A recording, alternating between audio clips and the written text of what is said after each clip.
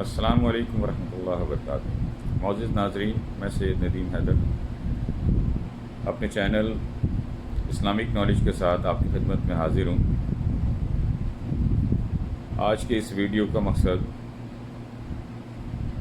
سورہ المومنون کی آیت نمبر 1 سے لے کر آیت نمبر 11 تک کے حوالے سے آپ کو بتایا جائے گا کہ اللہ تعالیٰ نے اس سورہ میں ان مومن لوگوں کی ذکر کیا ہے اور فلاح کا وعدہ کیا ہے، اور ایسے ہی لوگوں کو اللہ تعالیٰ نے میراث عطا کرنے کے حوالے سے بتایا ہے۔ جنت کی میراث عطا کی جائے گی ایسے لوگوں کو۔ تو آئیے چلتے ہیں اس سورہ کی طرف اور اس سورہ کی تلاوت اور اس کے معنی کو پڑھتے ہیں، اور انشاءاللہ کوشش کرتے ہیں کہ اس سورہ کے ذریعے سے اپنے آپ کو مستفید کر سکیں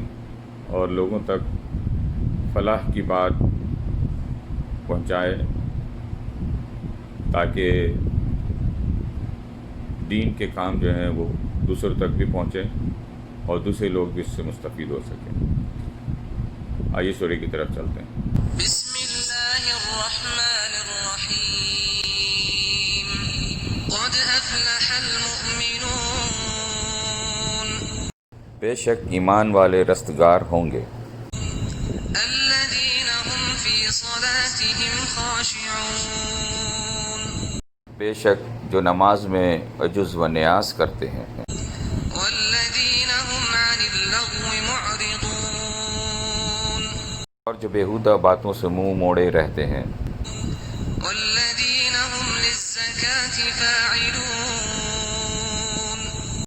اور جو زکوٰۃ ادا کرتے ہیں، والذین هم لفروجهم حافظون، اور جو اپنی شرمگاہوں کی حفاظت کرتے ہیں، إلا على أزواجهم أو ما ملكت أيمانهم فإنهم غير ملومين، مگر اپنی بیویوں سے یا کنیزوں سے جو ان کی ملکیت ہوتی ہیں، ان سے مباشرت کرنے سے انہیں ملامت نہیں ہے۔ فمن ابتغى وراء ذلك فأولئك هم العادون، اور جو ان کے سوا اوروں کے طالب ہوں وہ خدا کی مقرر کی ہوئی حد سے نکل جانے والے ہیں۔ والذین هم لأماناتهم وعهدهم راعون، اور جو امانتوں اور اقراروں کو ملحوظ رکھتے ہیں، والذین هم على صلواتهم يحافظون، اور جو نمازوں کی پابندی کرتے ہیں، أولئک هم الوارثون، یہی لوگ میراث حاصل کرنے والے ہیں، الذین يرثون الفردوس هم فیہا خالدون،